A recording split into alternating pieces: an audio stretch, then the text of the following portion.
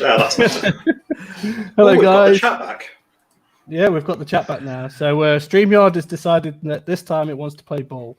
So not only we've got the chat back, but we've also I don't know if you caught him just in the last stream, but Avery's joined us as well. So hello, how you doing, guys? Avery? Doing good. How are y'all? He's Avery. Not too bad. So and thank you all for bearing with us while we were having technical difficulties. StreamYard for you, but. Glad to be back. So if we want to just jump into exactly where we left off before, we were talking about the System Shock announcement, I believe. No, we were not. We were talking about Ash singing. No. Ash singing. And that was a System Shock. He actually did it, but that's never happening.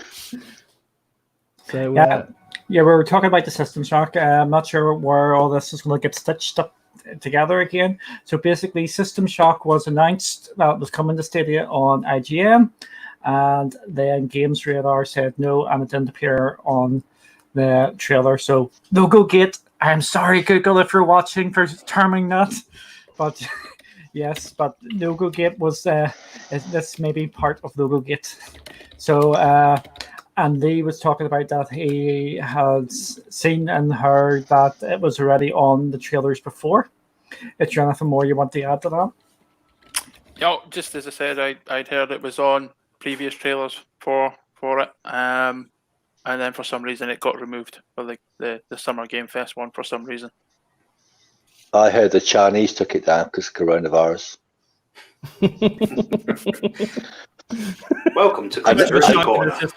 I know that's true because I made it up myself. Avery, do you have anything to say? And hello, this is like the first time me and him have actually spoken in person. I took your spot last time. It looks interesting. It's not my genre. But I say that for the longest time, I thought looter shooters were not my genre, and I just finished the campaign on Borderlands, or 3. So if it comes out on Pro or a real good discount, I might pick it up. Cool. Daniel?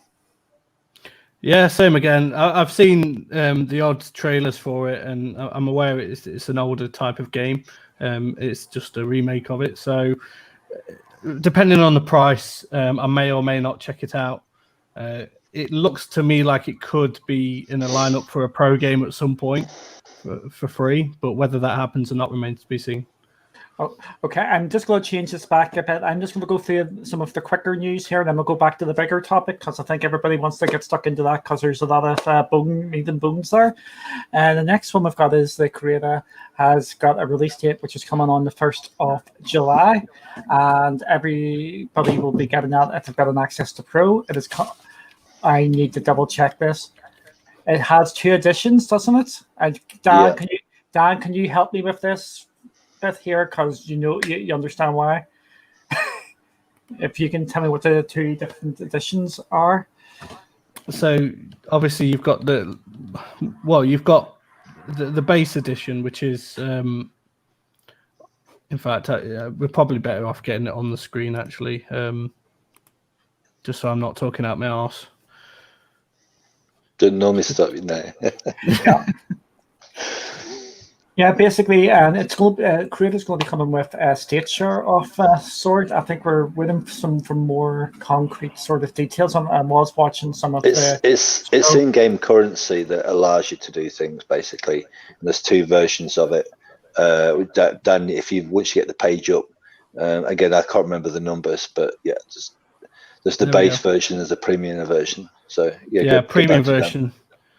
So obviously you get the base version of the game, 500 Crayta credits, which is obviously in-game currency, and then you also get the deluxe edition, which includes the base version as well as some exclusive cosmetic items, an XP boost, and 1,000 Crayta credits, which again is your in-game currency. So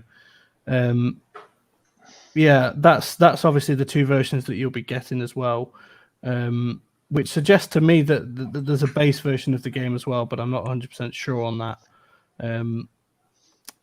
obviously we got the first look at the state share beta as well, which obviously it is just a beta, so it's probably going to be far removed from what we actually see when state share comes to the masses in terms of Stadia games.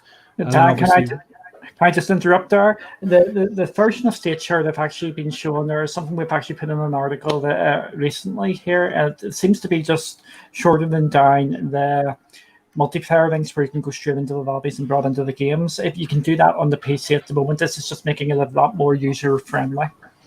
Yeah, it definitely doesn't look like it's the state share that was, big white room. I couldn't beat this boss. Can you beat this boss? Share a state.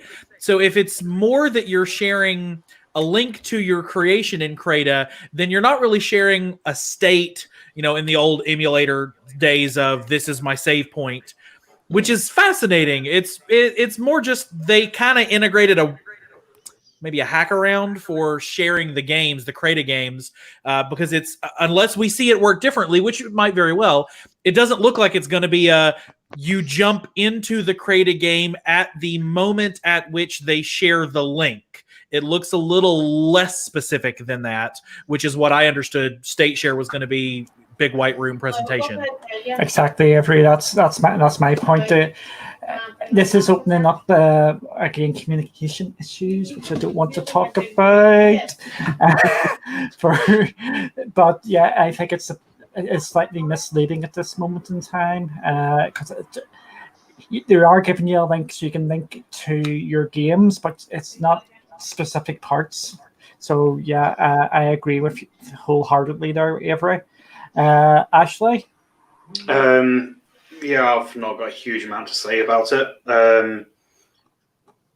But for sure, I do like that you're obviously getting different versions. You get the perks, which will clearly help when you want to use the in-game currency to then gain access to further levels. But yeah, I do agree with the state share quite a lot. I want to just say, obviously, we mentioned the different versions of the game. So we've got the premium and the deluxe, and they both actually mention in the wording that you get access to the base version of the game. So obviously, we're going to get the premium version when it comes free for Pro. So once Crayta leaves free for Pro, if it ever does, or if you don't have Pro and want to buy it, then obviously there's going to be a third edition of the title. That's the way I'm reading this anyway, which is just obviously your base edition as well. So you obviously won't get the 500 Crayta credits and all the other perks that you get with the other two versions as well. So, and we seem to have lost Duncan. So I booted him out last week. Now he's stuck around, but sort of. So I will. I'll let Duncan have a say if he's got anything to add when he comes back. But yeah, like we said, the biggest one we want to talk about. Was he going to come to that later or? Yeah, I think he said he was going to roll through some of the smaller. Okay, so we'll talk about Wave Break then next. We'll leave the Stadia Connect one for when he gets back. Obviously, we had a release date for Wave Break as well, which is it's almost like a Tony Hawk's style jet ski game for those that are interested in that type of genre. With guns. With guns as well, yeah. And that will be launching on June the 23rd at 6 p.m. British Standard Time or 10 a.m. Pacific Time. Any of you guys had a chance to check many of the trailers out for this game that they've been putting out? Yeah, I actually watched the live stream that they did for Summer Game Fest a few days back. And the devs were sort of chatting with us on YouTube, and I think it looks really good. A really nice looking game, and I think it looks as though it'll be a lot of fun as well. So I think that could be the game that gets my £10 voucher when it launches. I think it's definitely one I want to pick up. Yeah, I'm a big fan of the Tony Hawk series as well, so anything that kind of plays like that is a game I'm definitely going to be interested in. So who's breathing into their mics? I was muted, so it's not me. No, mate. That's why Duncan's gone off camera, isn't it, really? You don't So with the lube. yeah, I wasn't going to say that, but So anyways, Wave Break. Anyway, yeah. It looks fun. It looks super fun. It strikes me as like the fact that it's coming out. I think it was $29.99 USD, something like that. That's a good price point for that. It looks fun. It looks like it's going to be something that'll be entertaining for amount of time. And but they're very engaged with the community, and that's kind of thing. I think we're seeing that more and more with the Stadia game creators, like the devs behind Wavebreak, the guys behind Crayta, Getpacked. They're in the subreddits, they're in the Discords, and they're actually interacting with folks. And that kind of, to me, that puts an edge up on their game, because I'm probably going to buy the next thing from Square Enix. But what I see on the smaller titles, the ones where I see them in the subreddits constantly, I see them in the Discords constantly, that kind of makes me want to try their games, because they're actually listening to feedback and they're interacting with their players. Do you see longevity in that game though? Because a lot of these games, if you look at like the snowboard emulation, etc., like these winter sport emulators, you jump, you throw yourself off a cliff, you have a play with it, you have a mess around with it, but you're back to your AAA title a month later, 3 weeks later. Do you feel it's another one of these games, or do you think it's actually got staying power? I'd be surprised. It looks super fun. I'd be surprised if it was a 20-hour game. It doesn't look like it is. Maybe they'll do some really cool stuff with multiplayer and give it some replayability, downloadable level packs and stuff. I guess until we really get in and play it, it's gonna kind of hard to be no. But it looks like it's gonna be fun for the amount of time you play it. Yeah, it's a short-term game. And I think what with Stadia's game pool being quite low at the moment anyway, there's going to be people that probably wouldn't have normally picked this game up who will think, you know what I mean, I'm kind of thirsty for games right now. I'm going to just at least try it out and see how it is. And then they might find that actually they really enjoy it, and it'll have some sticking power with them. So some of these games, I mean, look at Destiny at the moment. It's going through a drought with content. And these are short-term games you can jump on, have a play. You don't have to take it too seriously. It provides entertainment, and then your next DLC drops in, something like Division or Destiny or whatever, and then you go back to your normal game, your favorite game or games. So yeah, I think they do serve a purpose. It's just, but they don't have staying power, as we've seen. Really. And not only that, but we've got touch controls on the mobile now, so you can play it while you're on the. If you don't have the Razor, then you can. Yeah, exactly. I'll go for my quick take on Wavebreak. I like the go off it, but $30. So I would guess with the price £25. I'm guessing it's overpriced. That is my quick and bad take on Wavebreak. Hot take. Hot take. Hot break, wave take. Wait, no. Hot take, wave break? Yeah, that one. So has anybody else got anything to add? There's Kelly herself. Look. Oh, bless them. It's fine. She'll kick him in a few minutes. See, she can be nice. She can be nice sometimes. She has a nice. Only when she wants something. Yeah, I'm going to be the odd one out and say that I am not looking forward to this game. For me, it's just one that, boo yourself. For me, it just doesn't really appeal to me at all. If it does eventually come out on Pro, I may give it a go if you can convince me enough. Otherwise, it's just a no for me. So don't play it then. I won't. No. So you're going to move on to the next one then. Chris Tales and Windbound have got their release dates.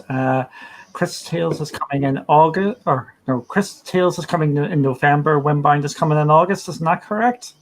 Chris Tales is 17th of November and Windbound is 28th of August. Two different sorts of games there. Windbound, again, from what I have seen and about it, look, I know people are going to make fun of me because I got made fun of before. It just reminds me of Breath of the Wild. And Chris Tales is JRPG type game. Again, it's games which normally wouldn't be on my sort of radar, but I'm actually interested in both of these sort of games. I will start with Lord Moore because I know Lord Moore would be a fan of both. See, with Windbreak, definitely want to give that a go. Like we've mentioned in the past, and Windbound. That's Windbreak and Windbound in one game. It's a JRPG about skateboating. Suddenly, well, you never know. But yeah, like me and Doug have mentioned this before, that it does remind us quite a lot of Breath of the Wild. So for me, I love that game, really enjoyed it. So I can't wait for that. The other one, Chris Towers, I'll definitely give it a try and just see what it's like. But for me, it's definitely the first one. Okay, Lee? Yeah, Windbound for me will be a day one buy. I think it looks stunning looking game. It looks good. I can't mention any comparisons to Zelda. It's never a series I've ever played. So Chris Tales, not for me. I don't really get on with JRPGs. Not my genre. So I think I'll probably leave that one, but Windbound definitely would be a day one purchase. Yeah. I'm just going through the chat here, Avery. I just get you in 1 wee second. About you can, I think there's a lot of chat going on about the Crayta stuff. About you can send links anywhere to invite people in. You can already do that in Stadia. You can do that for games where if you're playing on PUBG and you want to invite all your mates, you can give them a link and you're straight in. I could drop a link in now for you to show you how it works, so I might do that. Avery? These games look. When I saw the Windbound trailer come up, my first thought was, "This is Breath of the Wild." Like it's the same art style. They have a little glowing thing, and then they touch a tower, and light shines out of the top of the tower, and this is Breath of the Wild. Did they know that they were? But it still looks super fun. It looks like it's almost that. Plus, there's a Switch RPG, and for the life of me, I can't think of the name of it anymore, so I don't know why I brought it up. Anyways, where you're sailing between different islands, and it just looks like that. Plus, all the Breath of the Wild elements. So I'm totally down for that. Chris Tales, I'm having trouble pinning. Like they keep saying JRPG, but it looks real like Paper Mario plus Lost Words plus I don't know. I'm having trouble pinning that one down, but if they say JRPG, that's the category that I love and I will probably get it. And it also looks like the kind of game that'll probably come out on Pro, so I'll probably get it anyways. So I think both of these will be pickups for me. I'm going to hand on to our Lord and Master and our spiritual leader's father in 1 wee second here. Again, there seems to be a bit of a trend, which a lot of people are saying that the games are going to wait till they're on Pro. This is something that Stadia needs to change the perception of, in my opinion, because we're getting too many games just saying, "Oh, I'm just going to wait till that's on Pro. I'm going to wait till that's on Pro. I'm not going to buy it now." So it's just a general point. Sorry. Okay. What do you think of these two games? So is that me or? Yeah, that's you. Yeah, Yep. just took a Chris Tales. Not interested in Windbound. As long as they do the DLC of Gaviston, Windies, or Rennie. Because if I'm Windbound, I'd probably need them. A good curry, sort it. I'd want to see it. I want to see a little bit of play on it, get involved in it a little bit. Just appeal, but it's like anything. Yeah, let's see it in action first. But yeah, I relate to what you're just saying. Are people going to sit back and wait for the Pro versions rather than invest in it? Because if we're relying on Pro over time, there's no investment into the franchise, into the infrastructure, and people should definitely invest.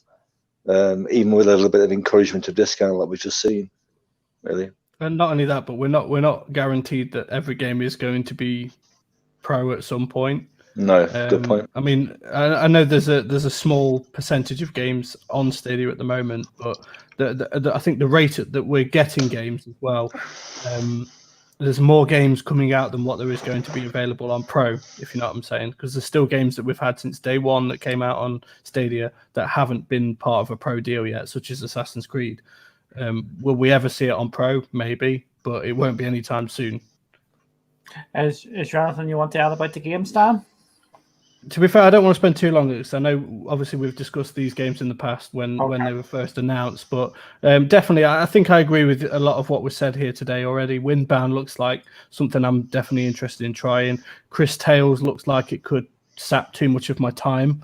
The thing is, I love RPGs. I love like Final Fantasies and stuff like that, but I just do not have the time, you know what I mean, to go to work, have a missus, have a life, update the website and play Stadia as well. So I kind of like games that I can just jump in and out of. But then again, maybe Stadia might be the best way to play these games because you can just jump in. It doesn't take too long to load. You can take it with you. I could play a little bit on my break time, you know what I mean, at work, for example, on my phone. So who knows? I could be proven wrong on that one. Okay, the next one is Kelly's favorite subject, and lucky enough she's not here to hear it. It is Cyberpunk. She is absolutely bored to her back teeth about Cyberpunk, and we've got more Cyberpunk news, and it has actually been delayed.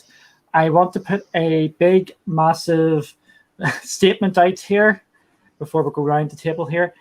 It has been delayed. It does not say when it's coming to Stadia. We do not know when it's coming to Stadia. There's people going to be jumping to conclusions that it's coming out today, or it's not coming out today. We wish it was coming out today. It's going to come out day and date. There has been no update on that. However, the timing is suspicious, and there's just lots of things going on which will make it a bit more. Avery, would you want to kick this one off? Or do you want to just want to skip this and just say Cyberpunk? Ditto what you said. Them delaying it does not mean we're getting it day and date. Don't make that a thing, people. Don't make that a thing. That's all. It looks fun. We'll play it when it comes out. Be patient, people. Well. Be patient. I second what Avery said. Don't make it a thing. It will, even though it's delayed. I probably still think the Stadia release will come later than November. So I just want to make a highlight here that the fact that they're still doing it. They've changed the date here. There's the Stadia logo there. To the unsuspecting gamer, that looks like it's coming November 19th, 2020 on Stadia, as with the other platforms as well. Whether it is or not, again, we have had no positive confirmation from either Stadia or CD Projekt Red. People are making their own minds up as to what's happening. The consensus among the community at the moment appears to be that because it wasn't coming day and date to Stadia when the original release date was announced, then chances are there's going to be a further delay even still after these two delays. So at the moment, obviously we don't want to cause a massive shitstorm like we did before, but just keep your expectations in check. When it comes to this game, it will come when it comes, basically. I'll get it no sooner. There could be issues over, obviously, its compatibility or its bug hunting, etc. I'd less think that it's a tactical deployment. They don't want certain games coming out in conflict with other games. But as we've always said, I'd much rather a game be out and it's 100% than half-arsed version of it full of bugs that everyone's just going to complain about. So we wait another month, wait another 2 months, but at least we're getting something playable. We've seen things like Anthem come out that's actually total trash. Let's just wait and have it proper, really. Duncan, you mentioned that there was a coincidence in the date as well. Do you want to elaborate on that a little bit? People may or not know, but that is going to be Stadia's 1 year anniversary. So that is, people are reading things into that. some people not. But if it is coming out the end date there, I want all the praise because I'm the one who caused the shitstorm. CD Projekt Red personally listened to you, and you're going to get an engraved Stadia controller with the... Yes, exactly. I caused such a shitstorm. They've had to push it all back, and Stadia's went over there for the dump truck with money going, you had to bring it the end date now. For the sake of the 100,000 people on Stadia versus the 10 million on... That makes sense. Makes perfect sense. Yes, it makes sense to me. But I'm just joking about, by the way, people. The next topic is job listings for Stadia projects. Which ones are these? I'm just wondering, is this the ones we find about Capcom, or is this or is this the job listings which some people have found on Reddit, which are sort of listing the London studio, the German studio, the Japanese? No.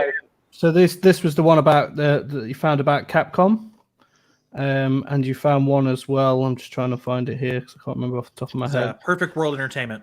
Perfect. Yeah, that's the one. Yeah. So I just want to have you discuss that for just a quick second, if you like, Duncan. No worries. Capcom one was brought to me by Chase. The reason why we thought this was important is, again, we're not saying Resident Evil 8 is coming to Stadia or Monster Hunter. It is just to show that they are thinking about Stadia here still. Are you bringing up on the screen here? Yep. It is just saying they're looking to create digital campaigns and promotions for upcoming platforms, such as Stadia as well. So it's just saying Stadia is on Capcom's list for games to come. Touchwood. Again, this is not saying all the games are coming or what games are coming. It is just saying it looks like their games are coming from Capcom, even though they've been quiet for so long. The Perfect World Entertainment one is just saying they're actually porting their engine to Stadia, so that's going to open up doors for other games like Star Trek Online, Neverwinter, and other games like that. So, has anybody got any thoughts on this? So, like you said at the beginning, obviously this isn't an indication that certain games are going to be coming, such as Resident Evil. I mean, we've known that Capcom has been in talks with Stadia since Stadia was first announced, because their logo was on the reel of publishers and developers that were working with Stadia at the time. But as yet, we've not really seen anything from Capcom. So it's good to see that those job listings are out there and there are people working on things. It may be a while before we see the fruits of any of those labors, though. So again, just a lot of what we put out here in this type of format is just here's a piece of information. Think what you will with it. You can make up your own minds, and obviously we do a lot of speculating. But at the end of the day, it is just that. It is just speculation. We like to obviously strike up a conversation to try and get your guys' opinions as well as to what you think this news is, because we may not have thought about the implications of it. So, guys, I'm going to have to trip in a sec. I'll leave you with the thought that it clearly shows the investment, the future investment the company's making. And if they're looking at different avenues, different software houses or devs, etc., there's clearly some investment going on, to show longevity in the platform. A lot of naysayers said earlier it won't last, and they had the bad launch, etc. We've seen with the titles that have come out and the investments that are going on, and some really good titles coming this way that we're here for the long haul. And a bit of a rocky start, but we're definitely seeing progress, without doubt. Thank you very much for joining us. And you're the best Mr. Wheeler here. Mr. Wheeler Jr. is okay. All right, guys, thanks for the invite, and I hope you have a good evening. Yeah, thanks for coming on. Nice one. Cheers. Bye-bye. The guy, Mr. Wheeler the Elder, definitely had it right that the studios are not going to, every hour they spend porting a game engine or working on any of those DevOps things that you have to do, is an hour that they're not spending on PlayStation or Xbox or another platform where they know there is money already established in on the balance sheet. So these are always good signs. And Neverwinter or Perfect World Entertainment in particular, all of their MMOs are free to play, and they're not buy to play like Elder Scrolls. So, in order for Neverwinter, Star Trek Online, to make it onto Stadia, they got to figure out the free to play thing. So, if they're just now hiring for those positions, we are months out. You're not going to get those things ported anytime soon. But if Neverwinter hits next year, that was a game I personally sank like 300-400 hours into when I was mega poor and wanted to play an MMO, and free was the name of the game. So I'm all about Neverwinter on Stadia if it ever happens. Speculation. Exactly. It's if they're going to be these job listings to indicate to me that things are coming imminently to Stadia. Especially the Perfect World one, because that, as you say, it's going to take ages. You have to get the engine built, and then you have to start making sure it is working. So there is going to be a lot of time and effort before that comes on. Guys, is there anybody else wants to speak? And I just I want to add this. Yes, I 100% agree with that. So, Avery, you're more than welcome, and you are adding so much here. I appreciate it. And they as well. Absolutely, yeah. So I do just want to kind of include one more thing as well. When we see these job advertisements, we don't know, for example, that this is a brand new thing that's being advertised. It could be that there's already a team of people working on these ports or these engines or these games, and this is just yet another addition to the team. So when we say it could be months before we see anything, that's assuming that this is brand new. This is the first job listing. These jobs could be already in place since before we even knew what Stadia was. So that's just something to think about. Yeah. Just on the other job listings, there was actually some things posted on Reddit today about some jobs listed for London for Stadia, and it looks like they're building a studio there. So yeah, it's something to keep an eye on. I think we have. But wait, Duncan, isn't the platform dead? And aren't they going to put this in the Google graveyard soon? Why would they be opening studios literally around the world? I don't buy it. I don't buy it. Fake news. As our fearless leader would say, fake news. Fake news. Yes, and yeah, when you actually mention worldwide, it is actually worldwide, because there's a Tokyo one. It looks like it's in the works, and there's job listings for Stadia in Germany as well, which yeah. Das ist richtig. Before we go on back to the big topic about the Stadia Connect, we also have the EA event tonight, or today, or whatever time zone you are. It's in about 2 hours or so. I think it's midnight for us, so we're going to have to bust the matchsticks out for that one, I think. Yeah. Avery, you'll be fine. Yeah, it's not even my dinner time at that point. Yeah. So you're going to be well sorted there, but yeah. You're in charge of updating the website. I don't have the link, man. I will give you the link. Sorry, you were on mute. I didn't hear you. I can't. What? I'll PM it to you later. With this EA event, we're gonna know at least a couple of the games coming. It's we know Madden's coming. We know that FIFA is coming. So we should hopefully, touch wood, get some more titles. But do not freak out if there is no logos. Definitely freak out. Definitely freak out. Yeah. Do not freak out if there's no logos. If something really big announces that and you really, really want it, do not completely rule it out. It's not coming to Stadia. I think the signs are there that there's some strangeness going on, and Stadia logos may be coming at one big event, which we know is their Connect coming up, or they're just not ready to announce it yet. There's just too many games out there which don't have Stadia logos on it, but we know games are coming, so do not freak out. Does anybody want to add anything about the EA event? Not so much the EA event, Duncan, but just touch on what you said there. And I apologise I can't remember who shared it today, but there was the developers of Desperados 3 were doing a little bit of something on Reddit, and someone asked them the question, could the game come to Stadia? And they said on Reddit that they had actually talked to Google already about the game coming to Stadia previously. Last year. They just hadn't really heard an answer from them, whether yes or no. So if you think about that, you can think about who else have Google been speaking to and what other games, as you said, that maybe that we've seen announced, haven't got the logos, but could be coming to Stadia. Yeah, if you're going to make assumptions about what conversations are or are not happening, go ahead and assume the good things. Assume that there have been Stadia reps in the rooms with every single game company on the face of the planet. Make that assumption, because why would EA not take that meeting?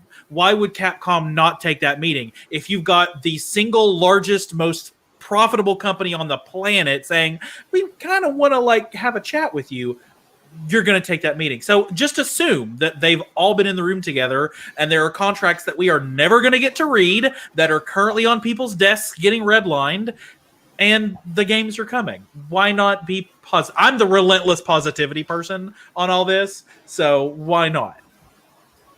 I'm in the. What am I? Am I the realist or the negative person? Let's go. You're the negative person. We've got two sides of the coin right here. So no, I balance like in all things. Yeah, I do believe that it's there. I think the games are coming, but I also you have to put out the dosage sort of realism as well about the games are coming, but you don't know when. And as we're fine with the cyberpunk stuff, sorry people. The optimism sometimes runs away with people, and they over promise. But yes, I agree with Avery. With the Google have been out there talking to people, and yes, they have been to EA, they've been to Activision, they've been to Ubisoft. As we can see, Ubisoft are backing them to health. They've been to Take-Two, and we've seen the fruits of that as well. So yes, some of the bigger companies are just waiting. It's a numbers game for them. They're just waiting for it until the platform has hit that point where they can go, yeah, it's profitable, or unless Google go, here, we're going to make up the shortfall until the platform's big enough. So yeah, games are coming, and most people here do not care or have not been caring too much about the games coming. They are coming. It's just when and what type. Sorry for my big long blah, blah, blah, blahs. Right then, before we get to the big news, I just want to say and go back to Cyberpunk for a sec. Just to say that unlike the rest of you, I believe until we hear otherwise, I believe we will be getting it this year still. Because all they have said is that it's obviously being delayed, and with the news about Stadia getting it as well, all they said was you'll be getting it this year. So until they actually say no, unfortunately, Stadia has been put back as well as the game itself, then as far as I'm personally concerned, at the moment, it is still coming for us. They are just going through all the bugs, making sure that the game is 100% before they release it, and because they don't, like they said, they don't want to work for this long on a game for them to release it too early to then majorly mess up. Well, this is the problem, though. We need confirmation from Stadia or CD Projekt Red to stop these theories that someone's got to be wrong somewhere. Well, yeah, obviously, but until they say otherwise, then we should just still take it that we are still getting it this year, like they said. What were you going to say, Avery? If there's almost something weirdly positive if we still get it this year, but it's been delayed even further to like November-ish, then that cuts the amount of time between when everybody else gets it and when we get it. So that's a positive for us. It's total negative for the rest of the gaming world, but I don't have those consoles, so it doesn't affect me. I made a bold prediction on with Chase earlier. I think we're getting it down to it now.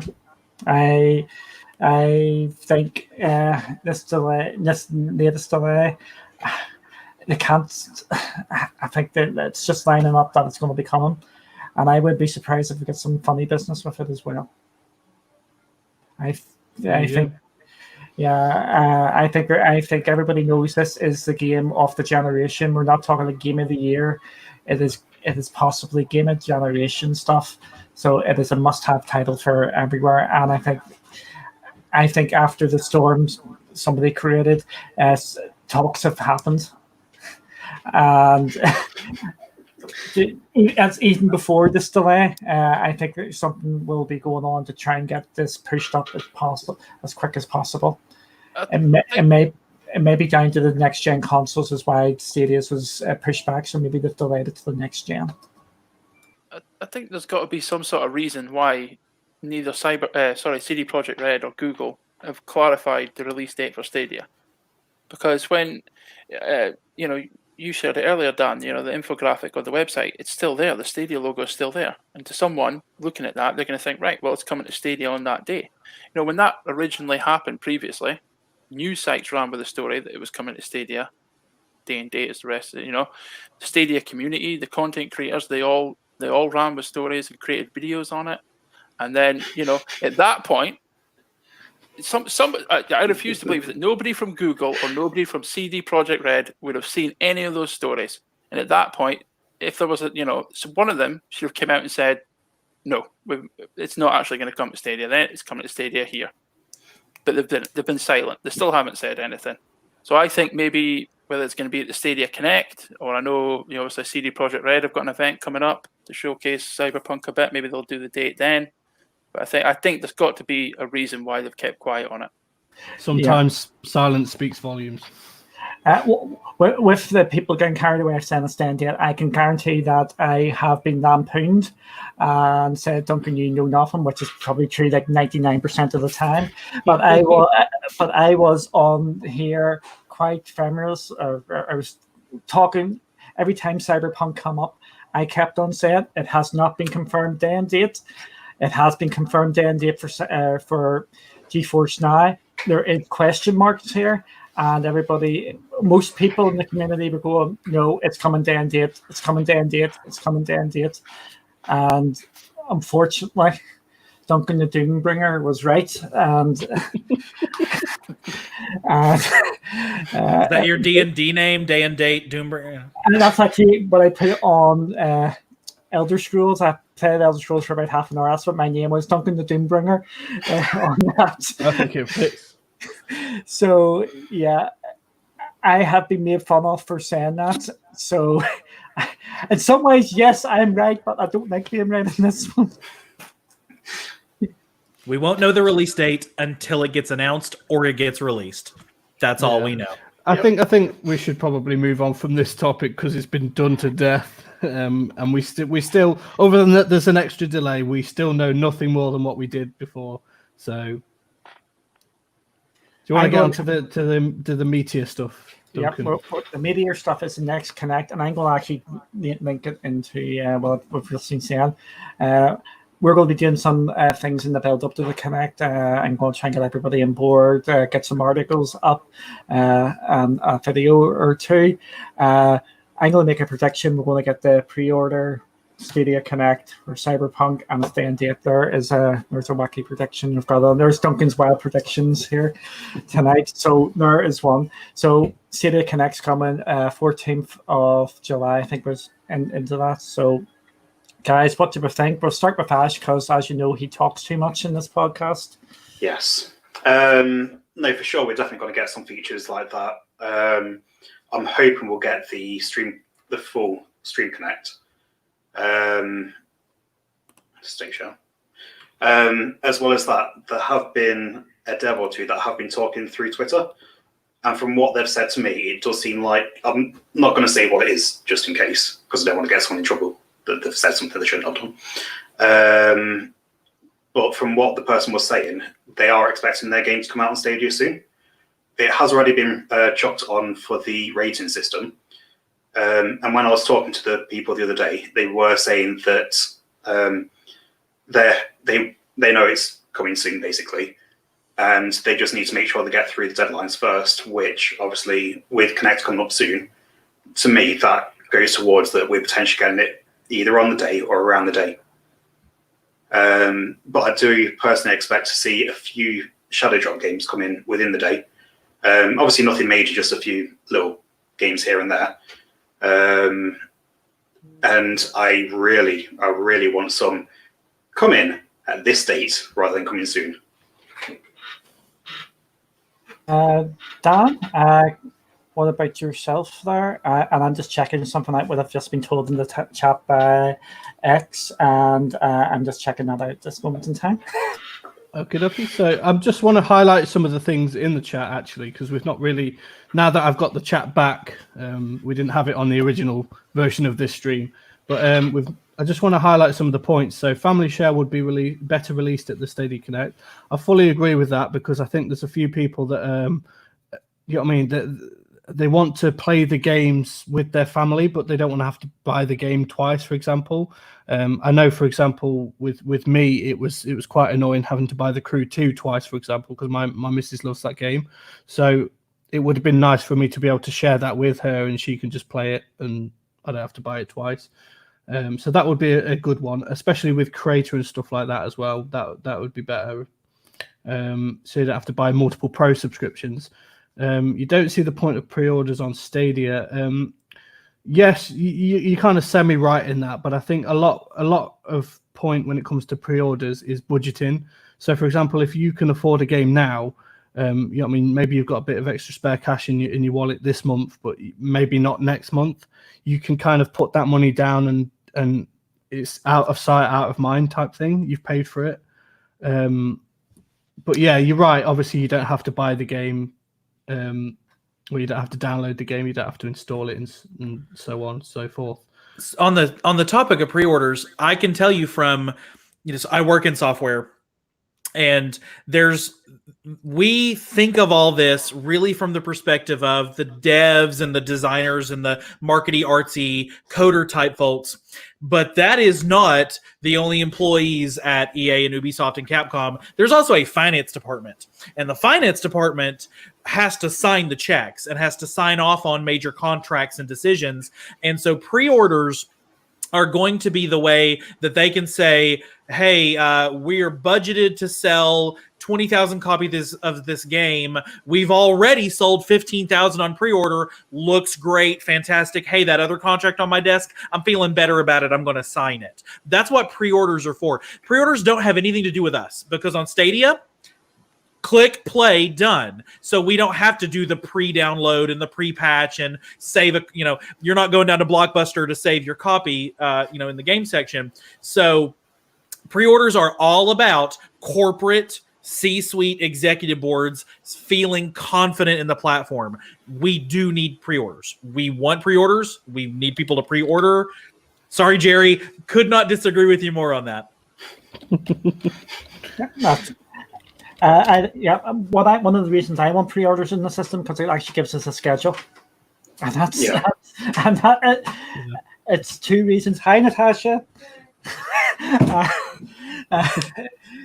It gives us pre-orders and it gives budgeting for people, because I know I stupidly bought Destiny 2. I was doing a test, but now I know it's bought. I can just sit back and relax. It's actually giving me reasons to play Destiny 2 again. But yeah. Pre-orders have lots of different ways. Pre-orders, when you think about them, it is stupid on Stadia because you just buy and go. But there is actual more reasons for it. Can I just shout out X in the chat again? I'm just going to call you X because everybody knows how brilliant I am with names. And absolutely, he's given me the link. And yes, Stadia, I have an update. So this might be the Connect announcement, or it might be something else. So my advice here is keep expectations very low for this. I think it's going to be probably information we already know, but I think it's going to be worth checking it out as well, just in case. But expectations, I would keep them on the low side. Or what do you guys think on that?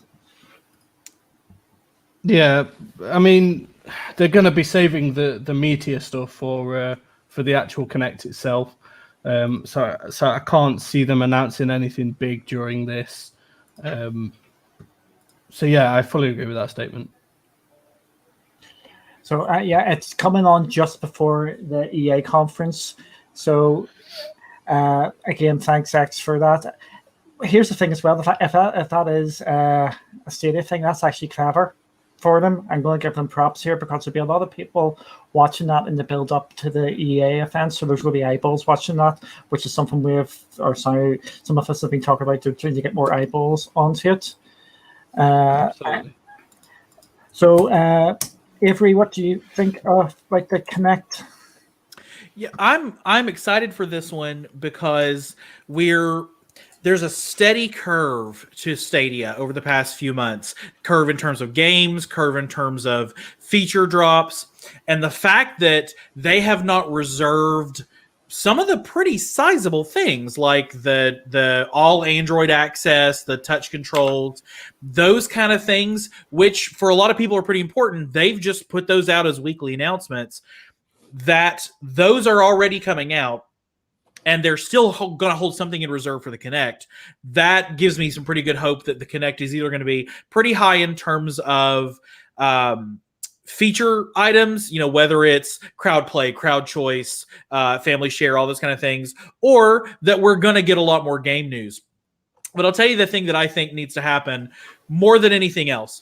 In the summer, I don't know how many of y'all ever watched the Google I/O presentations. I love the Google I/O keynotes. It's my favorite thing. I used to take time off of work to watch them. That's how nerdy I am. And inevitably, they'd get to the Android part, and they'd say, 300 million installs and 20 this, and then they get to the Chrome part, daily users, active users. I think the number one thing that Stadia could do right now in July to solidify the world around them, give us a number. They have a dashboard somewhere that knows exactly how many people are logging in every single day. And there's going to be a line where that's going to be a good number. If it's, let's say, 500,000 people. That's not a lot compared to the user base of Xbox, PlayStation, and Steam and whatnot. But 500,000 on Stadia is a pretty good number. We saw the 1 million on the Android download. So if it hits 1 million, it's a pretty good number. If it's like 120,000 daily active users or something, maybe don't worry about that. But if it's a good number, put that number out there so that people can finally get over the Stadia's dead, nobody uses it joke, because there are clearly hundreds of thousands of people who do. We need a number on the big white room flying behind Phil Harrison. So I just seen something in the chat, which was that they're doing an update on YouTube now. I have it on screen at the moment, and I'm still seeing Humankind at the moment being shown, which I believe in the lineup was the Stadia was afterwards. Is that something we want to try and if it's going live now, why don't we try and bring it up on the screen now and see if we can watch it live? Can do. It could get our live reactions, and hopefully it's definitely something good. Duncan, if you share your screen, do we get audio? It is on now, so it is. Yeah, they got a Stadia person on talking. Yeah. Okay. Obviously, if I share my screen, you don't get audio, so.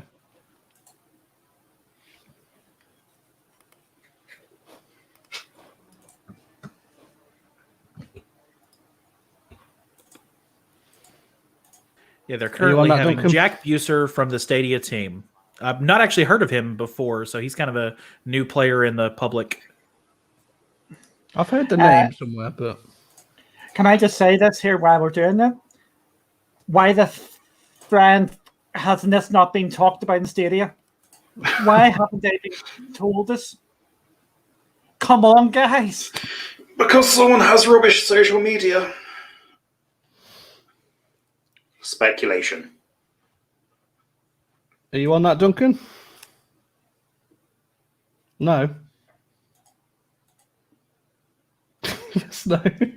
Yeah, nothing on their social media about this guy's presentation. Right. I'll tell you what. Sorry, guys. It's Robot Entertainment are on with them at the moment. Duncan, are you sharing your screen or not? No. Ironically enough, he's currently discussing adjustments that they've made in their approach and marketing based on feedback from the community. Fair enough. So I'm gonna try and bring it up on my screen because I think if I use Chrome, which shut up Ashley, Google's number be able one. to hear my Google's audio. number one. Yeah, we should be able to get it up and running now for you. So.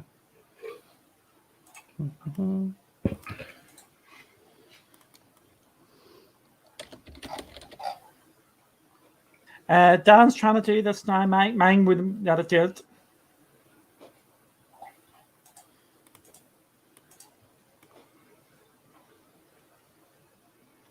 So if I share the screen.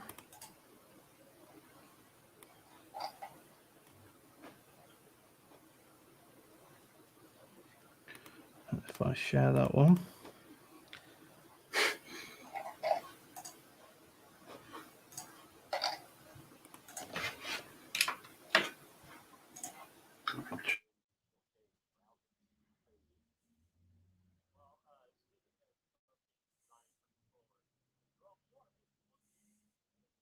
Can you guys hear that at all?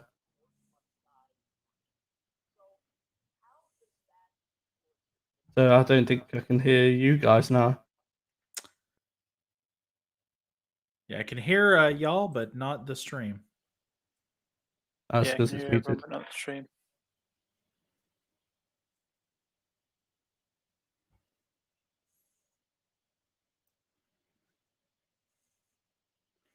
So the gentleman currently on is one of the developers behind Orcs Must Die 3, and they are discussing the exclusivity there.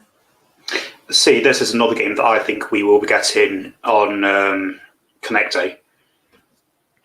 Because we've seen a few trailers already, and over the last few weeks now, they've been releasing images of both a new map as well as a bunch of the traps that you get to play with. So it's kind of like a little build-up coming up to the Connect. So the section that starts this guy is about 8 minutes back from live. Can everybody in the chat hear it? Nope. And can't hear Duncan either. is he muted? I am not muted. Can you hear me now? I can hear you. Yeah. This is another frustration from Stadia again. It's just so frustrating more than anything. Mm. Well, it's like if people didn't shout this out in the chat and message you, Duncan, then I wouldn't have joined the IGN live stream until later on, in which case we would have missed it. Yep.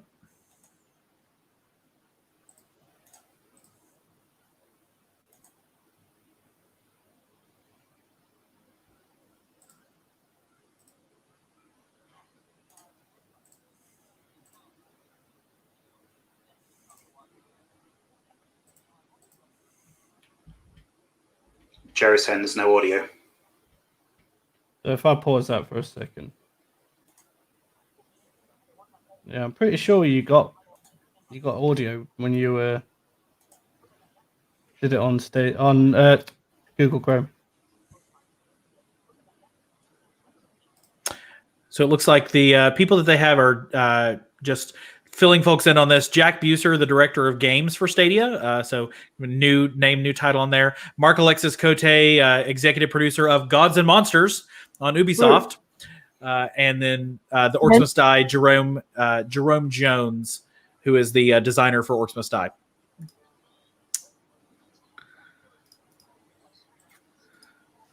And they immediately started talking about the launch and how it went. And yeah.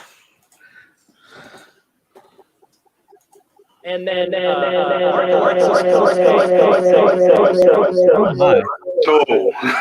Duncan.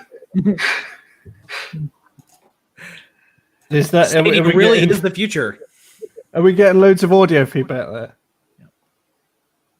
Yep. Right, I'm going to mute myself. done some Stadia work. Yeah, it's not you, Don. Not entertainment, exclusive games for Stadia. The design lead there.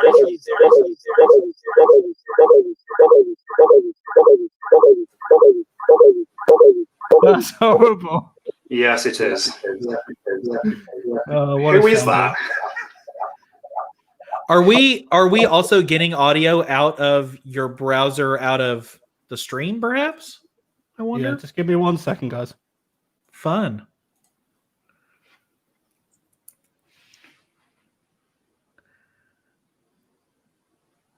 Okay, now that he's gone, guys. I'm listening. Take over.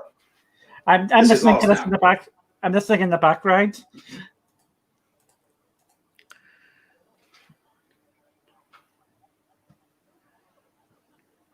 This is so. Yeah, the guy, the Jack Besser guy, is surrounded by. I see the NES, I see ColecoVision, I Yeah. see Super Nintendo. This is a guy who knows and plays games, so it's good that he's their director of games. I think he didn't previously work for Sony Duncan, add Dan again. before he came to Okay. Google. And of course, the first thing they say, let's address the elephant in the room. Your launch last year didn't go quite the way you'd want it to, right? See, for me tonight, I would love to see the Star Wars trailer, but with the Stadia logo. So if you can add my stream, you should be able to get it now, Duncan. Okay. And it shouldn't. To IGN Summer of Gaming, we've got the EA Play live reveals There coming we go. later, Here. and right after this, we've got news, games, and more. But first, Oh God, you're live behind. stream video of brand new games is all very well and good, but actually playing streaming games over the internet sounds like a lot more interesting of an experience, and there'd be less interruptions by smarmy presenter types with punchable faces and bad jokes. Anyway, let's join Ryan McCaffrey for a look at Stadia, Google's streaming platform.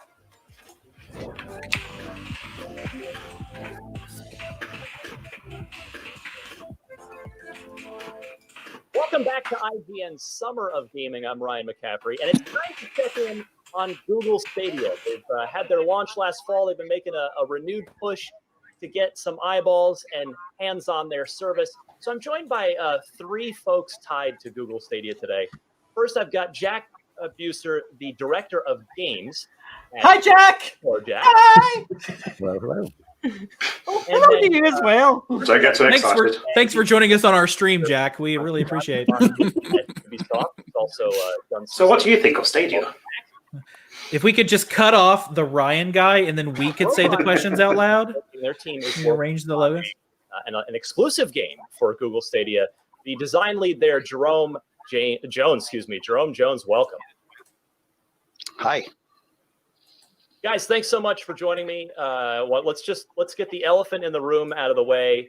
Jack, you win. Okay, buddy. Your background, your room there that you're in is it's better than all of ours. Okay, let's just take your bow. It's fine, but no, that is one heck of a setup you got. Real quick, because we've got some time. What are the oldest consoles? Like, what are the classics you've got back there? You've got some rarities. Yeah, my collection actually goes all the way back to a Fairchild Channel F, if you remember that one. That was even before my time. I think it was just a couple years old when that came out. But, across the top, you got the Intellivision, you got ColecoVision, Atari 2600. But then you got some more recent stuff, like I got a couple Neo Geos, and there's even an Atari Jaguar down here. Wait, which way? Yeah, with the CD-ROM attachment. So it's super impressive. Your gaming credentials are secured. And actually, so Jack, I did want to start with you. Let's just check off address the elephant in the room. I think we can all agree the launch last fall, probably not what you guys were hoping for from a public reception perspective. I'm curious, what have you and your team learned from launch, and how have you adjusted your strategy moving forward? Keep Duncan knocked away. Too much. I was working on Stadia, or even projects before we even called it Stadia, for years before we launched late last year. And, in those early days, it was all about just getting games up and running, trying to get them to compile, trying to get them to stream from the cloud. We ran a big test actually with Macura called Project Stream in 2018, where we streamed Assassin's Creed Odyssey to people all over the US. And we had a pretty good sense that the technology was working really, really well. So our goal for launch was really to bring in sort of the first wave of gamers and give them the best possible experience we could. We made sure that everybody that came in had our controller, had a Chromecast Ultra, so they could play in 4K up on the big screen TV. And it was really about just proving that the technology worked. We launched in 14 countries on that day. And I remember thinking, wow, I've never worked on a digital platform that launched in that many countries all at once. And it just worked. And it's really a testament to Google's engineering that they could just flip a switch and up we were, running in people's living rooms all over the world, really, all over Europe and North America. So we really just wanted to get it out there, get it in the hands of the first wave of gamers, and just get that feedback. And from that feedback, to your point, we've really made some adjustments. I'd say most significantly, we've actually rolled out our Stadia Pro free trial. So really what that means is anybody that wants to just check out Stadia can come in, and at no cost. So bad news is, I don't think we're going to see anything within this. I think it is just a general chat. In the app, we've got about 18 games in there that you can play, across all different genres, made from developers all over the world, and really see if Stadia is for you. See if your internet connection's up to snuff, see if it's playable and you like what you see, and if you do, stick around. So I'd say that's probably the most significant adjustment we've made. Is now you don't need to buy anything; you just come in, as long as you got a Chrome browser and laptop or a computer, in you come. It doesn't matter if it's a Chromebook or a Mac or a PC. Pretty much anything will work. So I don't even need the Stadia controller for that? No, you can take any controller you have laying around. If you got an Xbox controller, a DualShock, just plug it into your laptop, off you go. If you don't even have that, mouse and keyboard works as well. But I do recommend plugging in a controller. A lot of the games were designed for controllers. So, if you have one laying around, you probably do. Just plug it into your laptop and off you go. Stadia automatically recognizes you have plugged in, and there's no download, there's no install, there's no nothing. They need him out all the flipping time speaking to people. It's kind of crazy. Well, he is selling the system here. Controller. Jerome, you are making a game that is exclusively for Stadia in the form of Orcs Must Die 3. So how does that influence your thinking? That sort of, you've got a very specific platform you're targeting at launch here. So on both big and small levels, I'm kind of just curious, how does the Stadia factor influence your design thoughts, both big and small? Well, back originally when we started seeing Stadia, it was really quite a long time ago, and Orcs Must Die wasn't really even part of the thought then. But when they talked to us about maybe bringing Orcs Must Die 3 to Stadia, the concept sort of the scale and the potential of things brought about our initial idea of war scenarios, which is a big feature in Orcs Must Die 3. And war scenarios to the fans are going to be much bigger than fans are used to in the previous Orcs games. Much bigger space, a battlefield. You're still doing this thing. Damn it, no sneak peeks. But it's on a much bigger scale, and I'm sure people will start to see the footage of that stuff soon. But to put it in perspective, in an old Orcs scenario, or a regular Orc scenario, if you will, you might see 100 Orcs in a single wave. But now that number is dramatically bigger. You'll see as many Orcs in a single war scenario wave as you would see in an entire scenario of the previous game. So that got purely influenced by the whole idea of being on Stadia, and it's pretty cool. It's pretty impressive. I think the first time people see the war scenarios, they'll be pretty excited. I'm excited about the game coming. In a sense, like designing for a console where you're kind of, you have all this power with the Stadia cloud, and you're just going to be pushing that to everyone, no matter what their end user device is. Is it sort of easier in a sense that way? Well, the coolest thing about it is that once we get the war, I'll keep using the war scenario as an example because that's really sort of where we push some of the limits a little bit. But the coolest thing about it is, in the end, once we get the war scenarios good, like running how we want them to run and feeling how we want them to feel, it's always going to be the same experience to anybody who plays on Stadia. So it doesn't matter if you have a crappy computer, it doesn't matter where you're at and where you play. If you're playing on Stadia, everybody's going to get the same experience, which is, Right. that's different than in the past, right? In the past, people were used to like turning down their graphics or doing X, Y, and Z to get the game to run better, depending on the stuff they owned. And it's really What I find it interesting here is they're talking more from like a PC background everybody will get to rather than a console. Max, so you helped bring, as we mentioned earlier, Assassin's Creed Odyssey to Stadia. So I'm curious, what did you learn from that experience, and how are you now taking that knowledge and using it to inform your future projects with cloud-based gaming in mind? Well, I would say that we were privileged to be pretty much one of the first partners for Google, partnering on Assassin's Creed Odyssey. I remember meeting with Jack in California to discuss this right in the middle of summer, and it was the minute I had played a game on Stadia, I knew what this technology could do, and I really wanted Assassin's Creed Odyssey to be the first game out of the gate to support it. I would say like the first things that we learned were certainly about porting the engine to the Assassin's Creed engine to a brand new environment that's more Linux-based, using the Vulkan API, which is not something that we traditionally support within Ubisoft.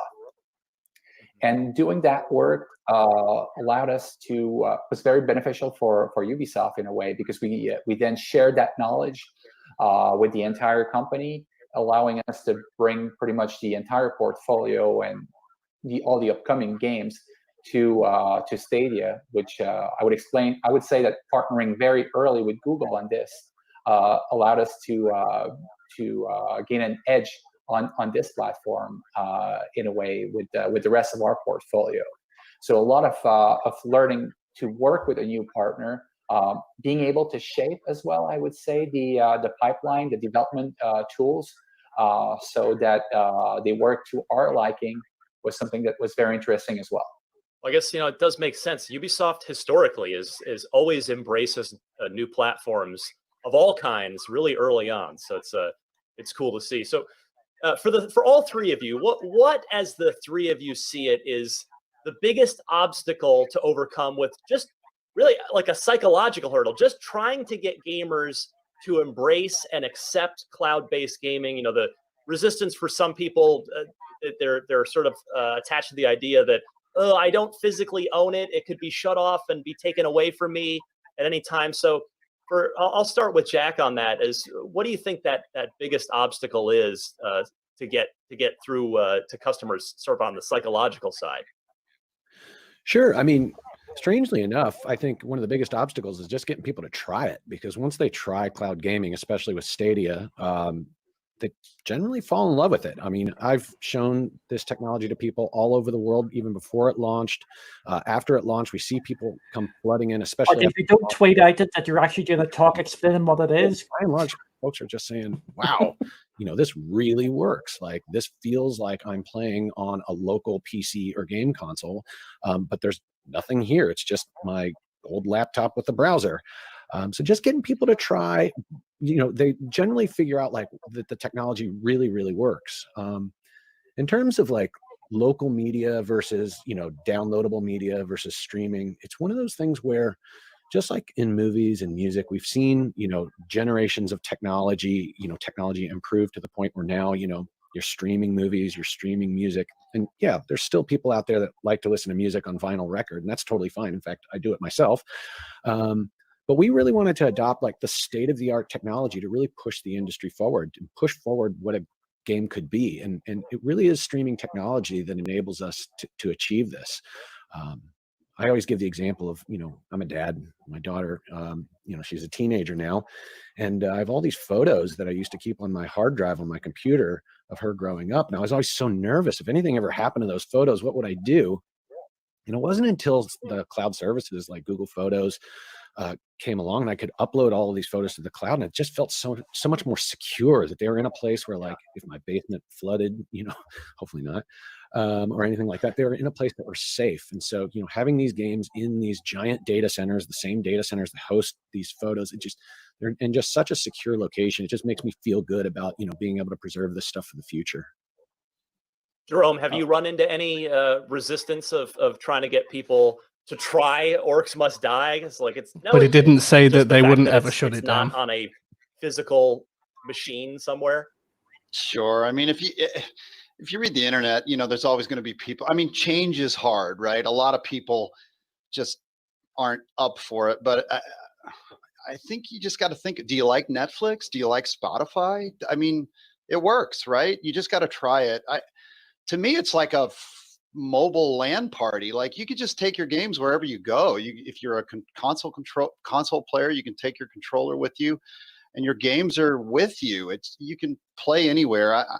People just have to try it. I think once people start trying it, it'll make more sense, and I think you'll see. I think you'll see cloud gaming become a much bigger thing. I get it when people are like, I need to hold the game in my hand, and getting rid of your game boxes. We started getting rid of game boxes and going to downloadable games quite a while ago, and it was hard for some people to I know people who still have every game box they ever owned, but I think Jack's one of those people. I am one of those people. And it makes a lot of sense, right, Jack? I mean, it means something to people, but I think the whole quarantine thing has really shined a light on the concept of Stadia and cloud gaming. It's really made a lot of things easy, and while we're deving up the end of Orcs Must Die 3, we've really learned how powerful it can be and how helpful it can be to even the dev process. So I think more people start trying it, you'll see people come around pretty quickly. Well, I've just got a minute left with you guys. I wanted to go around the table. I'll start with Mac first on this. I'm curious, what is the strangest place that you have played, I mean, your game or anything on Stadia, from a penthouse in Dubai or a private jet over the Atlantic? That's the promise of this technology. So do you have sort of a strange place that you've tried? A little 1%er. Well, I wish there was a place as sexy as what you were describing. Unfortunately, that's not the case. But I do remember playing an infamous demo from a game formerly known as Gods and Monsters in the middle of a street in LA on an Android phone that I tricked into connecting to an iPhone. And I could play, despite I would say the cellular connection being very poor in LA, I could stream Gods and Monsters right in the middle of the street, walking next to people who had absolutely no idea that I was walking around the street with a very top secret game.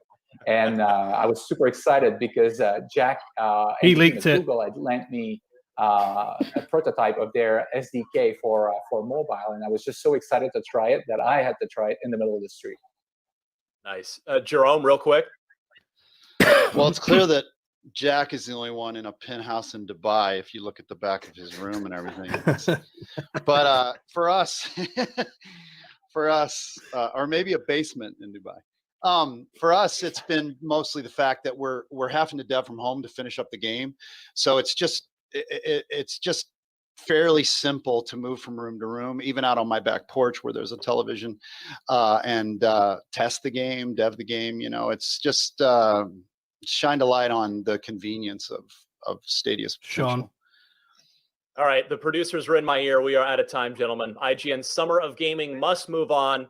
But this Stadia panel was fun. I really appreciate it. It's great to check in and kind of see where the tech is, see how you developers are thinking about it. So Jerome from Robot, Mac from Ubisoft, and Jack from Google Stadia itself. Guys, thank you so much for joining me. Thank you, Ryan. Thank you so much. Thanks. All right, we'll be back with more Summer of Gaming. Okay, I think everybody knows I'm going to have a rant. So does anybody want to get in before I have my rant? Yes, I know what you're going to say. I 100% agree. I don't know what you're going to say. I 100% agree. Okay, here we go. 2 seconds. We're now on with IGN. Come have a listen to us if you want to know more about Google Stadia. Bang! 2 seconds. People would have turned in to watch, and people would have Got it. We've got 2 Dans. That's just not on. There we go. Thank you. But yes, 2 seconds, a tweet out there saying we're going to be on with IGN tonight around this time, and Jack Bus producer is going to be on, and he's just going to give a general overview of Stadia. It doesn't say you're going to announce any new games. You're not going to announce anything. It's just giving you an overview of Stadia. And we're going to be on with Ubisoft, and we're going to be on with Robot Entertainment just to talk about the Stadia ecosystem. How the hell did they not get something on there? Wow. This is what we're talking, basic stuff here. And this is what gets me so worked up and frustrated with Stadia, is they're not doing the simple fucking things right. And it just looks so amateurish. It is unreal. Okay, rant is over. Ashes has made a brilliant point on here and also on Twitter. During that talk, they said their learning with Odyssey has learned us to bring our entire portfolio over. So that is a very good point there. I still don't believe it's going to be all their portfolio, and the reason being because of mouse and keyboard support, but I do believe the controller games are a good shout. So, guys, we'll start with Avery, because I've just had my rant and we need someone to lift us up here and go, yay! So let me tell you what I hated about this. No, very. I used to do social media for an organization, and my saying was, you have to be there. It would have taken no more than 10 seconds to send out that tweet. There's no way that the marketing department at Stadia was not aware that they had this appearance coming up. There's probably a big old calendar on a wall which lists everywhere that they've sent reps out to who are media trained, and there's a whole process behind putting somebody in front of a camera on behalf of your brand. So there's no way that they didn't know this was coming. It's a missed opportunity. And I think that there's a running theme, unfortunately, in Stadia communications and marketing of the missed opportunity. We've seen it since as far back as the Game Awards, before everybody started getting locked into their houses. It's a learning curve. I'll bring my positivity. I've said it before, and I'll say it again. Stadia has been around for 7 months, and Nintendo has been around for 100 years, and PlayStation's been around for 30 years, and Xbox has been around for 30 years. Numbers are not accurate. Please don't check me. So we can't, on one hand, we can't expect this company, Google Stadia, to behave with the same alacrity and expertise as the other ones do, but it would have only taken like 10 seconds to they could have been like, oh hey, did you hear about that? Hold on, I'm on my Pixel 4 and send, and then you're done. Hard to be positive on that. I'll be the ray of positivity then. Get Jack User out. At first, I'm always positive. I may have my negative, but everybody just sees me from there. Get Jack Brewster out as many places as you can. 100%. Make him your Aaron Greenberg. Make him your spokesperson. Get him on everywhere. Bring him on here. I'll roast him and give him the shout at him and give him all the questions. But no, I'm joking about there. I wouldn't be that bad, or would I? But you would. might bring a few more ladies to Stadia as well. Yeah. But the thing about it is, get him out there. He speaks so well, and he's likable, and you can see he's a gamer and everything. Get him out and get him talking now. How much do you think you paid that teenagers to let him use their bedroom? I totally own the Game Station 16 over there. That's my Nintendo. Name 3 of them. I've got a speech impediment today.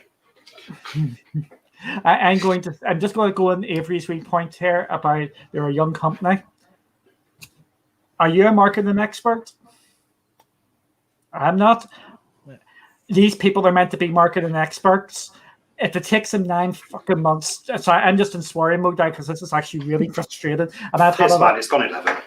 I've had a lack of sleep, and I've had an interesting couple of days, and this is just so frustrating. It does not take you 9 months to learn how to tweet out to gamers. If it takes you 9 months, you're in serious trouble, and you should not be in the job. I have said it. I do not want to call for people's heads, but if it's taken you this long to realize basic things, you are in the wrong job. You need to move.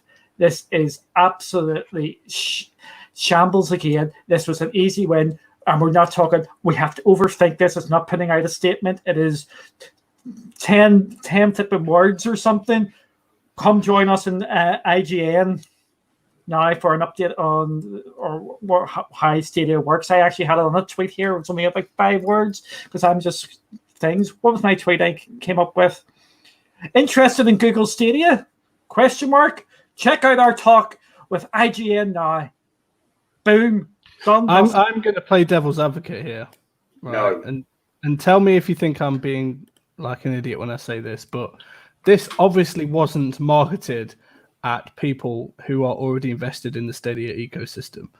The fact that they've got eyes on people that are looking to find out what's the latest coming from EA, for example, and people that are fans of IGN, which we've seen the comments section in a lot of these videos, and they tend to be quite hateful towards Stadia. So unless you are already following the Stadia Twitter, in which case if you're following the Stadia Twitter, you're probably already invested in the Stadia ecosystem, then you wouldn't see the tweet anyway. So I think this was very much trying to sell Stadia to someone who doesn't know what Stadia is. The fact that he's saying, for example, just try it, just play it, just try it for yourself. It's marketed at people that haven't tried Stadia before, and therefore probably, whilst you are 100% correct, they should have tweeted out that there's going to be something related to Stadia. What we just witnessed wasn't necessarily meant for everyone on this panel here who already play Stadia and love it and know what it can do. And I did notice, I just went to IGN's Twitter account. They didn't mention it either. There's nobody has put out that this was happening today. Who knew about this? And I get your point. It's 100% valid. Yes, this was not for us, but there is going to be people following that Stadia account who are interested in Stadia, but they haven't actually done it. And this could have actually tipped it over. And if I'm telling you, if you got that link down, would you have retweeted it? Possibly. And it's just the filtering thing. Again, this is basic stuff. Yes, it's not a big deal that we've missed out on it, but it's just showing the problems. The bigger problems, there's just a lack of thought. It's really bad. Possibility exists this might have been maybe a little late notice, because it's not even Stadia's not even on their lineup on their actual website. I can't imagine this would have come together in like under a day, but maybe this wasn't a plan from the beginning appearance. Speculation. But even if it was just a quick tweet it. Screw it, we've got a spare slot, just throw something in there and he appeared. Again, like you just said, all they'll have to do, right, social team, we're going live with IGN, get the tweet out there, get the word out there. Because while, yes, it wasn't a huge blast of information for existing people, just new people, it's just adding on to the snowball effect of all the little things that Stadia don't announce and others do, and slowly just builds up over time to the point where you basically think, screw it, what's the point if you're not even going to let us know what's happening? Because, like I said at the start, if that person didn't reach out to Duncan and someone didn't message in the live comments, I wouldn't have known about it at all until maybe not tomorrow or the next day. Exactly, yeah. Yeah, again, I'm going to take some positives. I think we used to have superhero John Justice as a spokesperson. I think he's lost his mantle now. I think you have to go... Jack is the man now to get out there. You need to get him out there, and you need to get him out talking. Sounds like an action hero as well, though, doesn't he? Yeah. Jack Buser. Yes, he does. Or what's that thing? What's that show?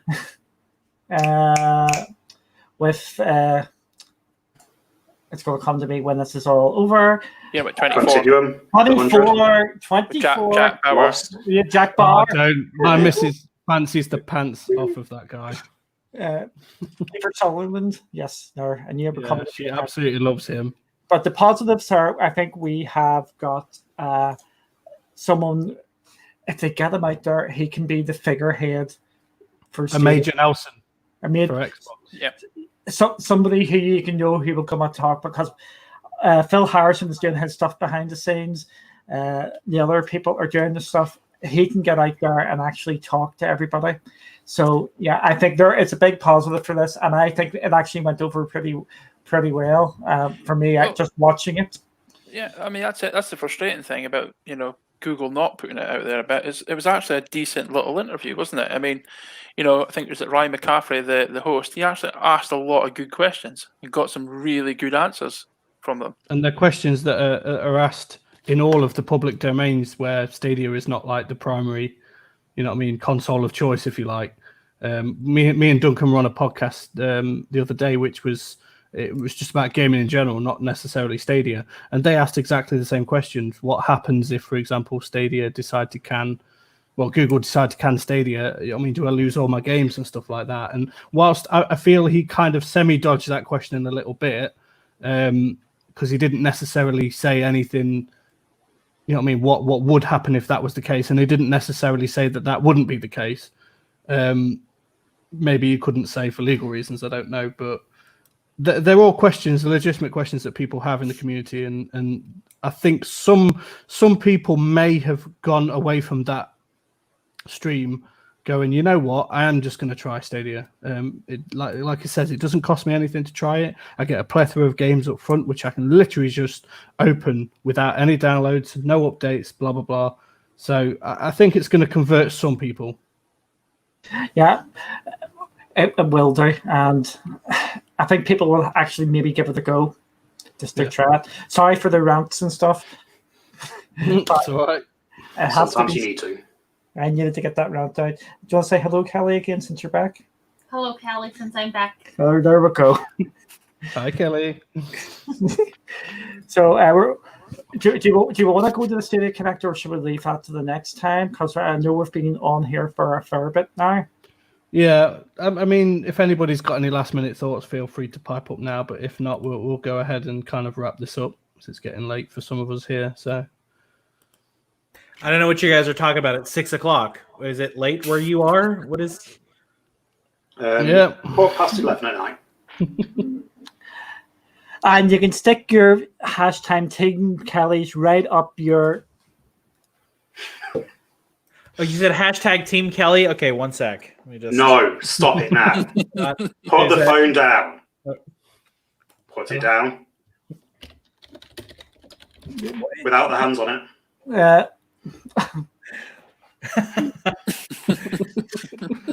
That's right, folks. It's hashtag Team Kelly. Put that in your Twitter right now. Hashtag Stadia Source. Hashtag Team Kelly. Hashtag. Let's get it trending.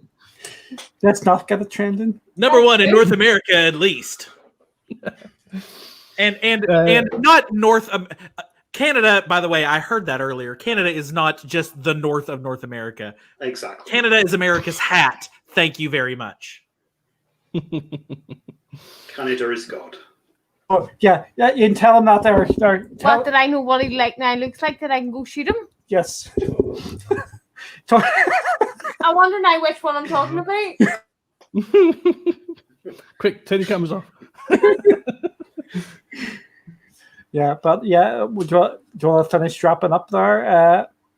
I would like to thank your dad for coming and putting you in your box.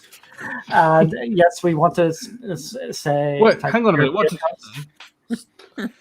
Yeah, so just to cut what Duncan said in properly, if Dan's dad didn't come in a box, then we wouldn't have the glory. Ash, go away. Everyone.